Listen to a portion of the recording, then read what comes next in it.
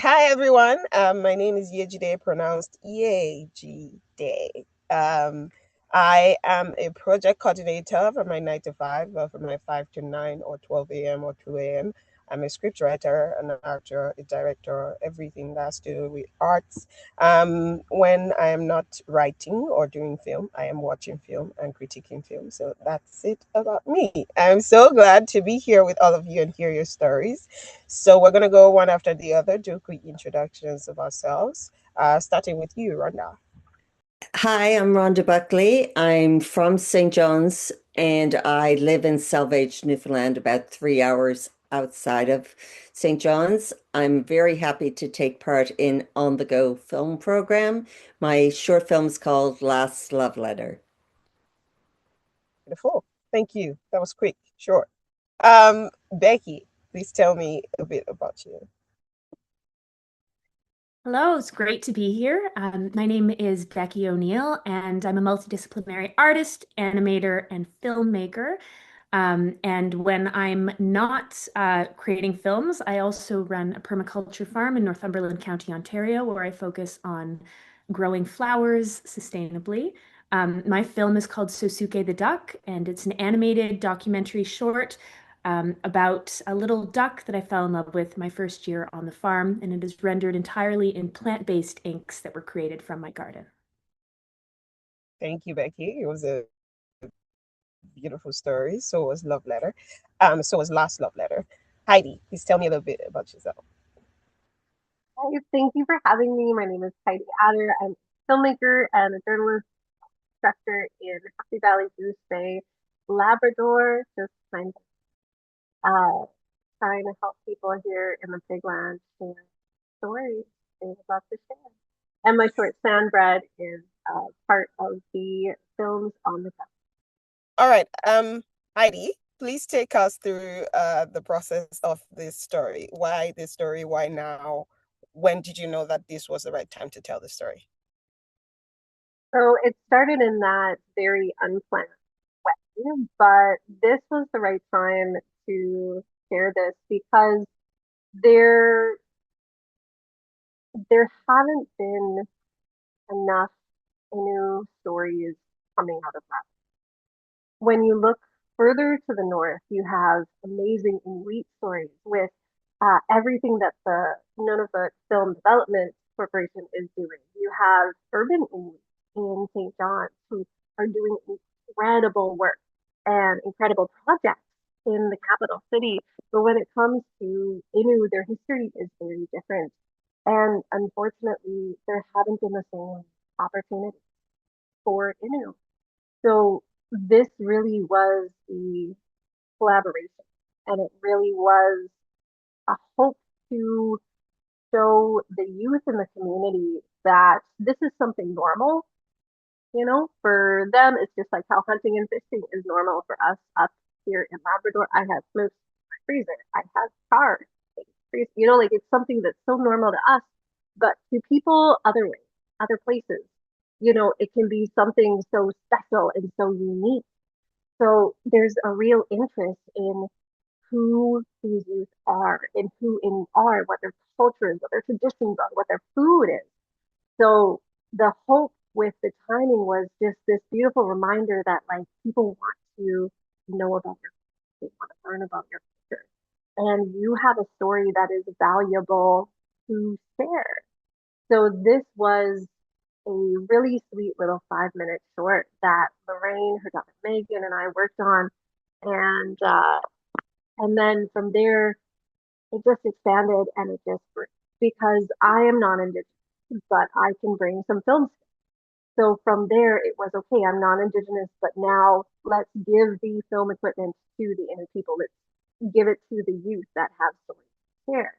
So this SANDBREAD piece was very unplanned, but the sharing of it and the sharing of the short and the sharing of that little cultural moment was so important right now to really highlight the demand and the interest in their, and it has gone so many places and I'm so excited to see where it's going to go this summer because every time it's out, it just makes the interview cameras more and want to share more. And it allows me to really step back and just provide that technical skill and let them do all the storytelling, anything that their hearts absolutely desire. Because when you boil it down, these are their stories to share. This would never have been filmed without the explicit consent and then shared without explicit consent. And so now having them doing the actual telling by showing the demand with this SANDBREAD piece has just been utterly amazing and utterly incredible. And it's also the acknowledgement that Innu have been on this land for millennia. There are artifacts from as far back as 7,000 years ago, which is hard to wrap your head around when you sit back for a second. So it's that reminder that these cultural practices are so old and so important to remember and preserve. And it's just been such a joy to have that trust from the community to be able to share it and be able to share it around the province. Hopefully there'll be many more, and we might see many more that won't actually have my name on them, but will have the illustration and the different Innu directors, cinematographers, and everything in the future. So the timing is right. These are important traditions. These are important stories. These stories matter, and the Inner youth deserve these opportunities. And it's just so exciting to be able to show them, hey, this little short has traveled all over everywhere.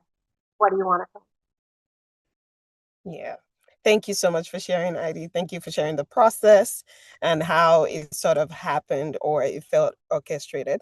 When I saw the documentary, it reminded me of the importance of sharing about culture and tradition, just because I'm also heavy on tradition. It also reminded me of home and like the earth and farm to table type vibe. It was really good. It was nostalgic for me, and just the experience of eating fresh bread with butter. Delicious. That's another thing. Um, Food is so connected. We all have different food traditions, regardless of what your culture is. And food is yeah, something that's so personal, but so beautiful to share. It feels yeah. like something that just everyone can connect Thank to. Yeah, I'm looking forward to the rest of the story of the different meals, of the processes, of the fire that people go through before you can get this jam. Looking forward to it. Thank you for sharing once again. Rhonda, Yes. this is film on the go. And you were just telling me about how there are only 92 people in your community. I'm interested in that. How then do we get all these films to the 92 people? And if I consider moving, maybe 93 people that will be there. That's so sweet. We would love to have you come out. Um, the Film on the Go program has been excellent, and because of its following, this community is aware of that festival coming. In fact, Oh, they ask me, they will text me and say, "Is your film at Film on the Go this year?" Eh, oh my God. So, so it's a very uh, so the Eastport Peninsula is very arts oriented. It was one of the first communities in Newfoundland who had many kind of arts groups come out, like people older in our community, like Ron Hines, or sorry, not that he's from Salvage, but they all came out, like Sandy Morris and a bunch of people in this, very many years ago. So it's a very cultural oriented town. So I like that. And I make my work here. And then I go also to St. John's to the Women's Film Festival for my film. Beautiful. Beautiful. Tell me about, because you've been making film for 14 years, was that correct? Uh, I'm so old. I've been living here 14 years. I've been making artwork for about 35 years, and more specifically, probably film for about 15 years to 20 years, yeah. Okay, well, so what is that experience like for you, where you are in a small community, but also have stories to dispense to the rest of the communities? How has that experience been for you? What are the main challenges that you found so far, especially living in Newfoundland? Um, Well, I don't know if the everybody says this, but I don't know if the pandemic kind of streamlined it. But there's a structure most people will find if they say they've made a film, they might be doing the title of producer, director, writer. Mhm. Generally, that format will allow you to say, I have made a film. Sometimes you are in a community and you have other people who can help with that. But most people know that there's a stage of applying for funding, and then you will write the script if you feel inclined as a writer, and then you will put the crew together and make the film, right? Yeah. Some people who are saying the exact same thing as I am, like Renee Hackett, will also act in her own work, or Ruth Lawrence, So thankfully, I haven't had to go that far.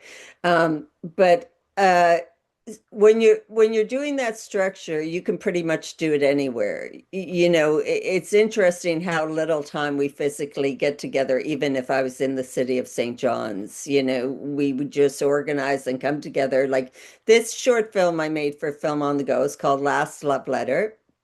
It's 6 minutes long, and it was 3 days worth of shooting. And I've known those people who I worked with quite a while now, probably 10 to 15 years. I had not worked with Renee Hackett as an actor any before, but that was a really excellent experience. She's a fantastic actress. And I worked with Andy Jones, who I've interviewed before for documentary work, but I had not done in a short drama. My goal was to do a short comedy, and Mhm. I had not done that before. I think comedy is probably one of the scariest things you can try to do in filmmaking, actually. And so that's why I got Andy Jones to go in it, because he's a master at comedy. And so is Renee Hackett, actually. She's quite phenomenal in her humor. But in terms of being in a small community and then making the work, I might go to St. John's to make the work. I could certainly, with the crew size I work with, which is sometimes 10 to 12 people, make the film here. My next film is called Women Worry, and I think there will be scenes of that film made in the community of Salvage. Yeah, that's right. Okay, beautiful. Thank you. When I saw Last Love Letter, um, I thought, why these people? Like, why these specific actors? And how did they, or how did you feel like their chemistry was going to work together on set? But I believe you touched on on some of those answers, which is why you're chosen Renee and why you're chosen the other co-actor. So why are you telling the story now? What do you want us, the audience, to feel? Because even though it was comedy, I also felt like I needed love. Well, still need love. You get what I mean? You are exactly right. And I keep emphasizing my age. But that's because at this point in time, you're willing to say, like, this is based on the idea of me and the notion of romantic love. I'm a big advocate of self-love and your profession and all those things. But there are many people you will end up finding out who work in the arts, and you will have chosen the arts. And for right or wrong reasons, you may not end up in a relationship, right? And many people do, and that's excellent. My mother used to say to me, I'd say, Mom, pray I find a husband. And she would say, No, I can't do that. I can't do that for you. She didn't like the idea that as a 92-year-old woman from rural Newfoundland, that she thought it was a gift that I didn't have to have a husband. So she was not a fan of you needing a relationship. And she also said, if you worked as hard on finding a partner as you did on all your projects, you would have many partners. So it becomes a bit of an addiction working in the arts. You just think to yourself, oh, I'll just do one more application. But I'm willing to say that, yes, I should have had a partner. And yes, now at this point, I should go off and have a partner in my life. I'm in a healthy mindset, but there is a loneliness. I think we've all kind of witnessed a very collective loneliness that we work on our own, and it takes a lot. Even though I have connections in a community, it takes a lot to keep that kind of beat going. And it's nice having somebody in your house or sharing space and meals with, like you forget that you're probably just taking your meals to the table next to you and still working on your laptop and calling it dinner, So um, I also am very mobile. I put all my stuff in my car and can be gone out of any house in less than an hour, like I've never Okay. lived there. Oh yeah, yeah, I'm very transient that way.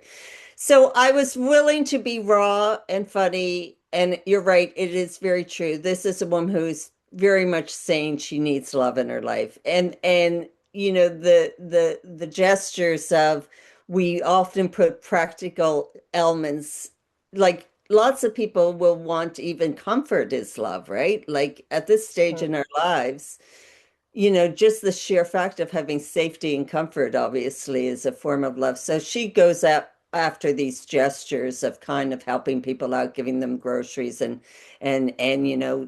kind of boosting their car. And trust me, when most women do those gestures, they're really thinking this person better fall in love with me and be very kind to me for the rest of their lives.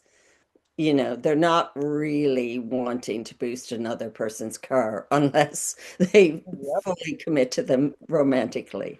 I'll just tell you that as an older person. It's a charade. We really would rather just say, no, I'm lying on the couch reading a book. Do I really have to help? Anyway, that's my trade secret. That's why I've been Thank, single. That's why I've been single so long. But yet I make as much artwork as I can. thank you, Rhonda. That was beautiful, and I'm so grateful that you shared. Especially, it is very inspiring to young filmmakers like me or anyone who might be watching this video after the fact. Thank you very much for sharing. That we can have as much love sharing our projects and our stories out there, and as much room for partnership if we want. So thank you. One of the things I'm curious about, because you told that story like a filmmaker, of course, and like a storyteller. I wonder how you navigate telling this story time and time again, especially because of how inspiring it sounds. It's not it's raw, just like you said. You wanted to um you're not revealing too much, but you wanted to share out of your story, your rawness, your vulnerability. So, how have you navigated that over the years? How are you able to tell the story even now? Right. Well, with this film, the words are probably vulnerable, and I think I should try to, like I say in the film on Last Love Letter, and people think it's a joke, that he would only say he loved me when I was getting on a plane. Right? Basically, when I was leaving, he would say he loved me. But that's true. I had that in a relationship. So, saying something like that obviously doesn't mean make you feel like, oh, I'm really cool.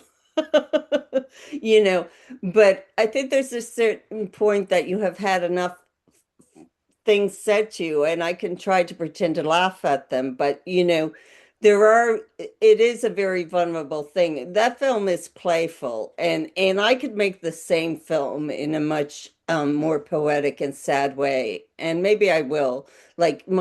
So I think there comes a certain point, like lots of people in feature films, like maybe Sherry White, or there's a lot of other people who have, well, and Melanie Oates, they've made really poetic feature films where there's really vulnerable things in that film. And it might go along and seem like it's in the storyline, but you're pretty aware that they have their own intense vulnerability. And even though my film is The Last Love Letter is playful. If I took any one of those lines out, like I said about, how a person will commit to you or not commit to you, even though you're in the relationship. I mean, that's a bit sad. So, but you do get to a point in your life you do want to say that. I think the thing I would like to catch up to is making the imagery um, as soft and poetic. The next short film I'm going to do is called Women Worry,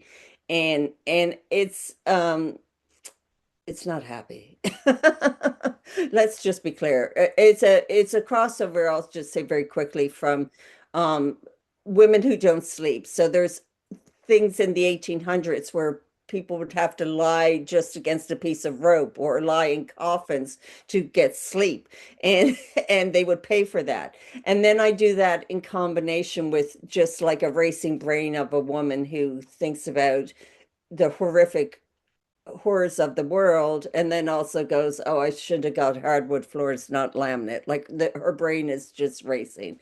And I would say I would like for that to not only be vulnerable in the text, but also to be more poetic in how it's shown. But I was very happy with Renee and Andy's performance, and I was very grateful for being able to make that film. I also did tr want to try to achieve comedy because it's so vulnerable, I suppose. You just choose vulnerability, I think. But what you Mm, also need to remember is you choose vulnerability by just making a film. I mean, there's mm, probably, even if you said nothing about yourself and you walked out of the theater and I've heard somebody say that wasn't very good, that's a vulnerable experience, right? yeah, So yeah, yeah, yeah, yeah.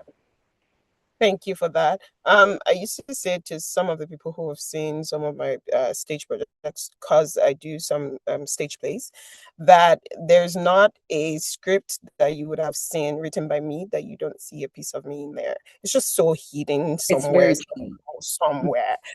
So thank you for that, because sometimes I worry if then I'm just putting a lot of myself into actors. But hearing you share that as a very experienced filmmaker makes me know that there's absolutely nothing wrong with that. So thank you very much. You're welcome. Okay, Becky, over to you. I want to know how, when you decided that flowers can do so much more than what they're doing right now. Oh, that so I will try and tell the concise version of this story. But it really my interest in working with plants and in sort of agriculture as art practice goes back to my theater school days. So before I made films, I was very obsessed with the theater. I studied playwriting, graduated from theater school, and discovered there's not too many jobs in playwriting in Canada, alas. But I worked, I was going to school in Quebec and doing um, trying to create these like auteur written plays, and just finding like the audience was, not only is the audience for theater small in general, but so much smaller because I was creating work in a language that wasn't the predominant language. And around that time, I was really privileged to go down and work with Bread and Puppet Theater in Vermont. And for folks who don't know Bread and Puppet Theater, they've been doing these large scale outdoor political puppet plays since the 60s and 70s. If you've ever seen footage of Vietnam War protests in New York City with those great big puppets, that's all Bread and Puppet. So I went down there. I did kind of like a course and was really became obsessed with it. Went back, lived in a tent for a month, and was doing these puppet shows. And there was something about the connection to, you'd be working in the garden and helping to harvest garlic, and then you'd be making these performances, and their whole ethos um, was sort of that art is food. You can't eat it, but it feeds you. And I really loved that. And when I went back to making my own art, I started making much more image-based work, which seemed to work well when I was in Quebec. So I came to animation, which is predominantly where I work now, through puppetry.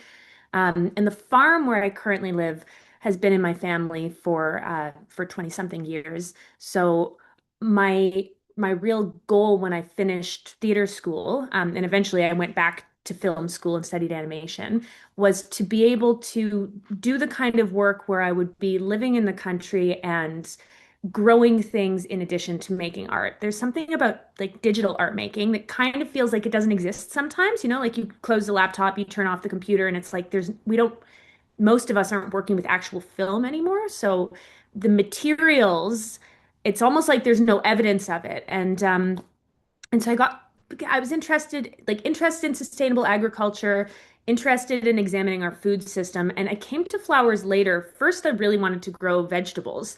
And I have a friend that's a farmer who often says, like, you got to sell a lot of beans to make $100. I think well, it's unfortunately, it's very, very true. And as an artist, I would be going to the farmer's market, which I've been doing 10 years now every week. And I would have this table with little bits of vegetables and little bits of art and cards, and people would look at the table and be like, "Well, what is this? Like, you're not a very good artist, or you're not a very good farmer." Like, it just didn't seem to make any sense. And so, coming to working with flowers, and then also flowers as pigments, and sort of this desire for sustainability, not just in the way I was growing things, but in the way I was like, where do my art supplies come from? You know, like I can't control the manufacturing process of a camera, but I can maybe make some of my own paints. I think that came out of working with flowers as art. And suddenly, if I put, you know, arrangements of flowers on the table next to greeting cards, that made sense to people. They're like, "Oh, yes, you're a gift shop." And there's something also, I think, very intimate, maybe in a poetic way, like filmmaking, um, about the interactions you have with people when you're selling them cards and flowers, because it's not just, yeah, I'm going to make this for dinner, but it's like, I'm buying flowers for this person because this is what they're going through, or I'm buying flowers for myself because I deserve them, or this is what I'm going through. The growly dog behind me. So I think that wanting to incorporate the beauty that I saw, this sort of like seasonal and fleeting beauty in the garden, into my art practice, became a real driving force. And then, especially with films like my film SOSUKE the Duck, which is really about the farm. I love the idea of kind of um, rendering the images in materials of the garden so that the materiality of the story is kind of reflected in its medium. Okay, thank you. Speaking of Suzuki, how did you feel when Suzuki was part of the Film on the Go programs? How did you feel about being selected? Oh, it's I mean, it's very, very exciting. I haven't spent as much time in Newfoundland as I'd like to, but I have sort of a family history, not through lineage, but my mom lived in St. John's for a lot of years in the 70s. At the time, she was a professional mime artist. She had studied in Paris. Her first husband, who's not my father, was a folklorist. He was studying memorial, so they moved out there together. So there's a real, like, I grew up coming out to visit, and I've been lucky to be at both the East and West Coast. So it's a real pleasure to see the film get to travel and have a life there. There's also something to me that's kind of magical about, like, I've made films and I'm making films that have grants and funding. This is not that. This was like a student film that sat on the shelf for 7 years uncompleted. And then for me, I finished it at a sort of transitional phase where I didn't really have funding to do it. I printed the thing out onto a million pieces of paper. A big relationship in my life was ending, and I was living with family. And so I kind of used this film as, I don't know, as a way to take care of myself. It was like, I'm going to finish this for me. And so to see something that had like no funding whatsoever, if you look at the end of the film, it's just my name on it. There's no producer. Go on to have this life where it's traveling. And it was actually nominated for a Canadian Screen Award, which was very exciting. For me, the nomination was like winning. It was like I'm up against the NFB film that won the Oscar, which was gorgeous. It's been really meaningful to see it go and have a life, that you can have this like tiny little story that's just made by one person with a lot of hours and love, and for it to, yeah, to reach people in communities that wouldn't otherwise see it, is really thrilling. Thank you for sharing. Becky, I was going to ask what the process was like for you, but you touched on it, which was that it came at a very vulnerable time where you had to just see this thing in completion or to completion. It was Yeah. almost like therapeutic. It was, and just to give you a sense, because I think with animation it can be hard to know what actually goes into a thing. Like this is my film, um, which sounds insane, but just to show you, it's 2,000 watercolor images, and so every single page is like Oh, they're out of order because I did an installation with them. But you can see that they're all hand inked. So I printed like the film was animated digitally, and it's all rotoscope. So I traced over live action footage and then laid these things out, and just it was really like a labor to put it together. But I think you feel that. Like I think in this age of AI art and we're all like competing against the robots, like there's something about the hand of the artist being visible in the product that's quite meaningful. So yeah. that is beautiful.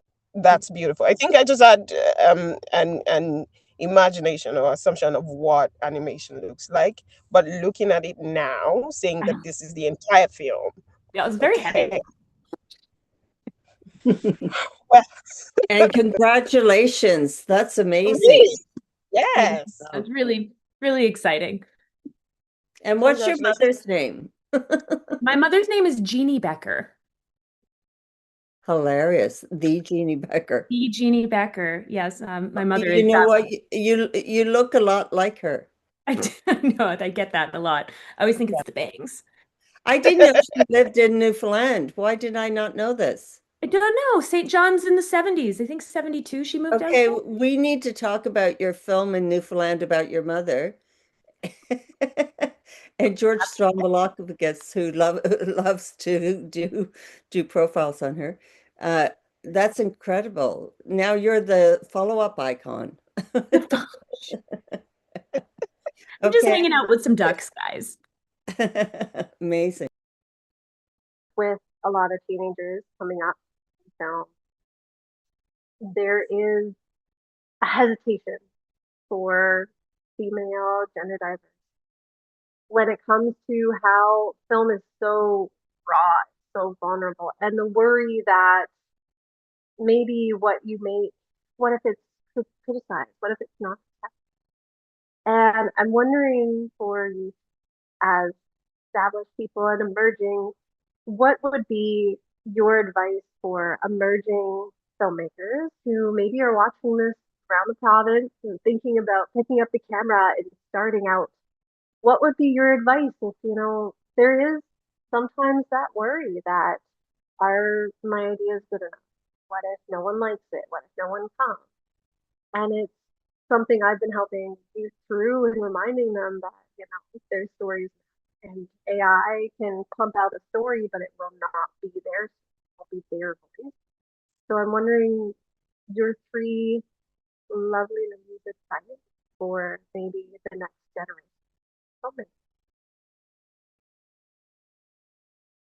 Anybody can go. Rhonda, do you want to take this one?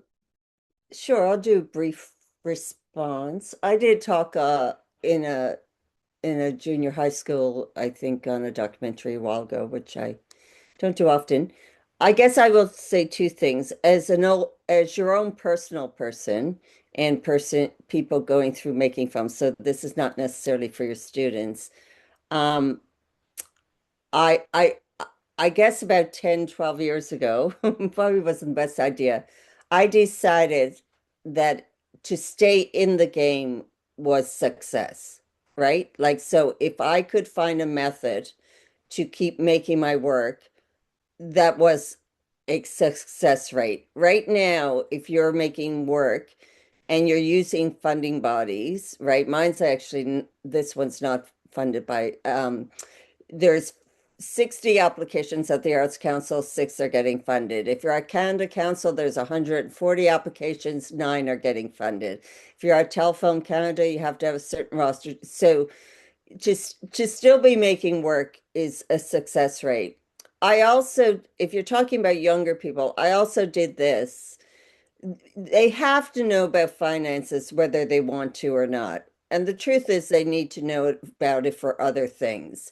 So they can write it with a pencil on list. But if they said, it was $120, and they gave their friend $10 to use the camera, and and so came in, the teacher came in for free and donated the camera, but get them to do a method of that, and you will just roll it up, like the very first Arts Council grant I got was $800. And now they are on par with Telefilm Canada. They could give you out $15,000. So you have to get used to building an infrastructure that even if it's all donated labor, you have to kind of set it up so that you have a framework. It's very difficult to keep moving and making films without some kind of structural framework. If you're like Becky, and I will often do too, I probably will do it with Women Worry. I can stay in my house and make this film on my own, and that's cool and that's fine. But the second you go out and want to record sound, or if you want to get someone else to do that, you have to build a little notebook that's set. Yeah. That's all I got. So it is true I work on my own in a lot of my projects, not all of my projects. But when I'm not making films, most of what I do is teaching. So I teach at OCAD University in Toronto and Loyalist College in Belleville. I work with emerging animators. And I think the best piece of advice I would have for someone who wants to make a film and feels nervous about it is just do it.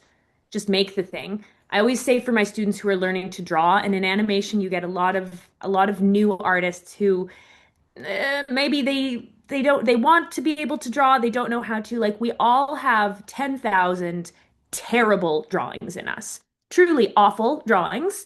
And the faster you get them out, the faster you get to the next 10,000 drawings, which are beautiful. So I think just the act of doing the thing is really important. I also remind myself often when I'm in the middle of a project that looks like absolute chaos, that halfway through open heart surgery looks like murder. So sometimes you just got to finish the thing and accept that it's okay if it's a great big mess. But also, I see a lot of young filmmakers who are so interested in the craft of filmmaking and so focused on that that they forget that you need to have something to make a film about. So I would say, as a storyteller, don't just make the thing that looks pristine and beautiful. Sometimes you end up with work that looks like very kind of corporate and doesn't feel like it's about anything, especially in animation when you're doing that. Like, what story do you have that is uniquely yours? Like, what story can you tell, or what's a way you can tell a story that nobody else is going to? Because it's like that idea of what do they say, the seven basic plots? Like, there are only so many stories that can even be told. What makes them interesting isn't this character doing that, but it's the voice, it's the voice of the creator. So I think that would be my advice: is just do it now. And if it takes forever, that's okay. I used to beat myself up like really about like what is wrong with me? It's been 7 years. I still haven't finished this film. My film is, for folks who haven't seen it yet, it's a whole 5 minutes long. That I have classmates that in the amount of time it took me to make that one film have made 5 films. But ultimately, I don't think that if we're comparing, like, what do they say, that comparison is the thief of joy? Like, be the best version of a filmmaker you can be, and be nice to yourself, because sometimes other people aren't going to. Thank you. That's Thank you so much, beautiful. Becky. Um, First of all, I want to say it's been an honor to share in your stories and the vulnerability. Please pardon me. I promise I can speak English. And just the stories that all of you have shared, I've learned so much. And I'm glad that this also served as a reconnection, because now Rhonda knows Becky's mom. And it's so beautiful that I was part of that. You can tell that as part of the film, right? And say it. Anyway, Yejide, you're an yes. amazing moderator and interviewer. You're Thank great you, Rhonda. Thank you so you were much. great at doing this. It was very intimate and very beautiful. Thank you very much. I appreciate it.